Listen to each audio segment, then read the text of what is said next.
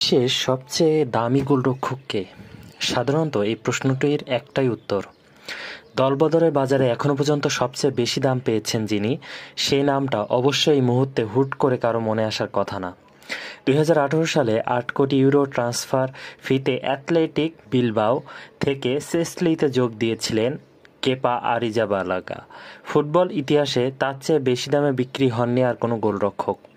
সেই হিসাবে কেপাই এখনো পর্যন্ত বিশ্বের সবচেয়ে দামি গোলরক্ষক।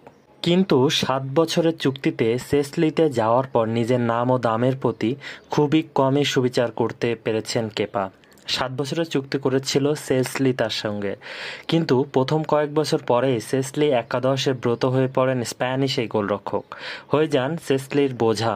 পরে 2023-24 মৌসুমে তাকে ধারে রিয়াল মাদ্রিদের পাঠায় সেসলি।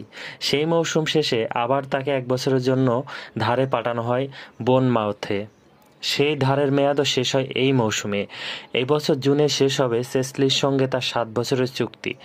এরপর কেপা কোথায় যাবেন সেটা এখনও অনিশ্চিত। ডেসক্রিপশনে ট্রান্সফার ভিত্তিতে ইতিহাসের সবচেয়ে দামি 10 জন গোলরক্ষক এবং বাজার মূল্যের হিসাবে এখন সবচেয়ে দামি 10 জন গোলরক্ষকের লিস্ট নিচে দেওয়া হলো।